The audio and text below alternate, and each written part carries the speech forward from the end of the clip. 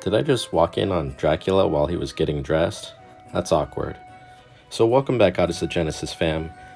One of the most common questions that I see on social media is, help me out with gems. What am I supposed to do with them? What gems should I use on each character? So I decided to do a non-definitive gem guide. If you're only concerned about what gems to use on what characters, I've added a separate tab in the predicted banner schedule spreadsheet, and I'll link it below, and you can see what the recommendations are per class, as well as a sample of what someone on Facebook is recommending for gems for specific characters, as well as the ones that I'm using on my characters. And again, this is a non-definitive gem guide because I've only been playing this game for about a month, so I'm sure my opinion on this is going to change as I get more experience using different gems with different characters. So let's start at the beginning. First of all, what are gems? After you reach a certain level of awakening, this artifact tab in your hero is going to open up, and if you pay, I think, 10,000 gold, and you give them your email address, you'll sign up for the gem newsletter, and then you'll be able to use gems or artifacts or whatever these things are called with your characters. And what they do is, if you get certain star levels, you will get a bonus. So you got to look at the star level on the gems that you're using. And my recommendation is don't bother with any gems that are not 3 or 4 stars. You want to, at the minimum, have 3 or 4 star gems. And as you can see here, the bonus that you get progressively gets much better, and eventually you're going to want to use all 4-star gems with your characters. Because at 4, 8, and 12 you get a different bonus, and the 12-star bonus is the best. Now there's 12 different types of gems, each corresponding to the different horoscopes. Now, where do you get gems? The main way that I get gems is by farming Astral Shore. If you click the question mark at the top of this screen, it'll show you the different days that different gems will drop when you farm Astral Shore maps. And once you get to level 50 plus, you're going to be doing a lot of Astral Shore to get the material to upgrade your equipment, because you're going to start getting SSR equipment, I think as early as level 45. But it's going to be really prevalent once you get above level 50. So if you're looking for certain gems, you want to farm Astral Shore on the day that you need it. In general, I like Monday, Thursday, and Tuesday, Friday. Those are the main days that I farm Astral Shore for gems. Now you can also get gems from gem packs that you will get from completing quests, and you can also get them from the Arcane Trial Traveling Merchant. Though I only recommend buying the 4-star gems because those are semi-rare. Or if you really need a 3-star gem of a particular type, you can buy that from the Traveling Merchant as well. So let's say that you've been farming Astral Shore for a long time, and then you acquire all these gems. And you're like, what am I supposed to do with all these gems, right? Look at all these new gems I have. I don't know what I'm supposed to do. First thing I recommend is going to Alchemy, Gems, and then getting rid of all the R and N level gems, which are 1 and 2 stars, because you don't want to deal with those. They're just going to clutter up your inventory. So now you're only dealing with 3 and 4-star gems. And then first thing you're going to want to do is go to your characters, and here I've got Merlin, who's a DPS character. In DPS, assassins, rangers, warriors, mages, they all typically want 3 types of gems: Leo, Capricorn, and Sagittarius, because those will increase your damage. And you can read the bonuses if you don't know what they do. So first thing you want to do is you want to place a set of 3 of a certain type and 2 of a certain type, so you could effectively get the 12 and 8-star bonuses when those gems are maxed. And at first you're probably going to have a lot of 3-star gems, but as you start getting more and more 4-star gems, you're going to want to eventually have all 4-star gems on your characters. So like, this is an example.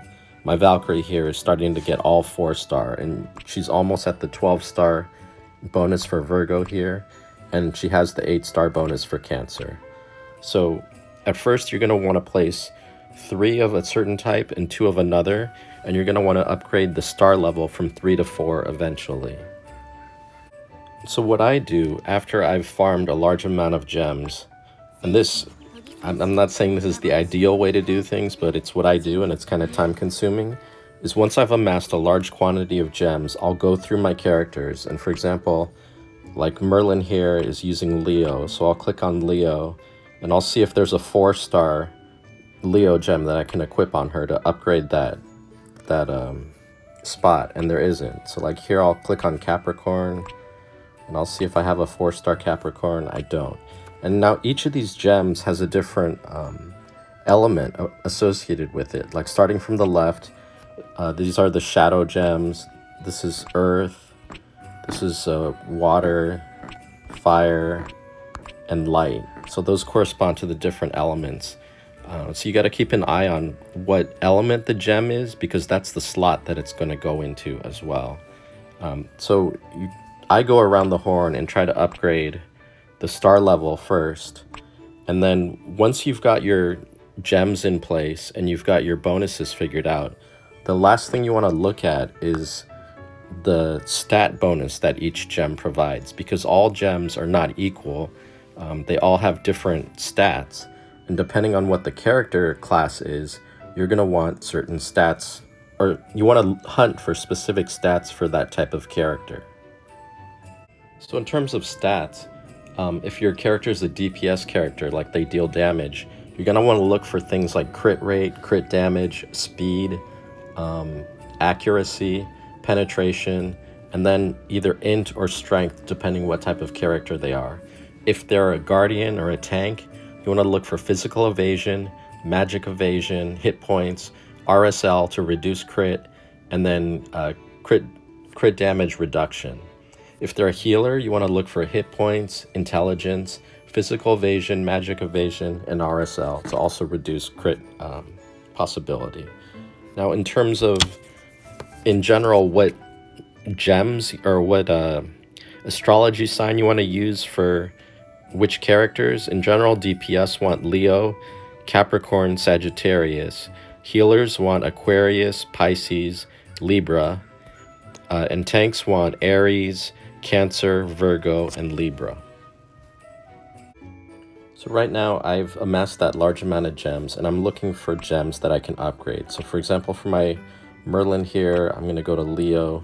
And here I have a 3-star gem in place, but I have a 4-star gem here that I can equip. So I'm going to hit inlay, but looking at it, the stats on this particular gem are not that great. Like the crit damage is nice, but the other two are resistances, which are not that great for a DPS. So eventually I'm going to want to upgrade this 4-star gem on Merlin.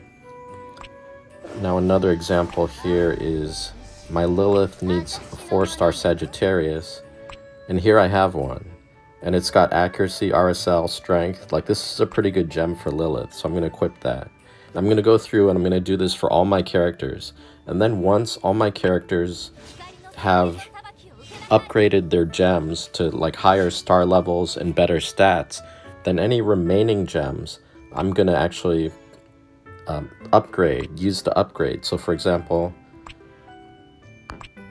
like I'm happy with this Virgo gem on my Valkyrie here because it's got RSL, it's got hit points, magic defense. Those are all good stats to have on a tank. So I'm going to want to upgrade this gem from level 1 to level 20.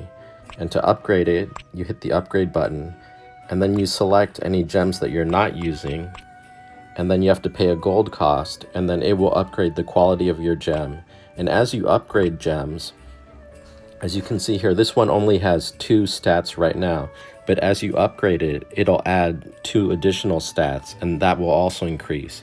So this stat increase is a large part of how you customize your characters and make them stronger. You give them better stats for their classes. So you need to pay attention to what stats you're equipping. And this is kind of like the end game of this game, because this differentiates your level 60 Lilith from someone else's level 60 Lilith. Like maybe they didn't build it right. Maybe they built up her intelligence, whereas you built up her strength and her crit or her RSL. So this is like the end game, similar to the enchanting and languisher of, you know, what's really going to separate your team from everyone else. So that's my first non-definitive gem guide.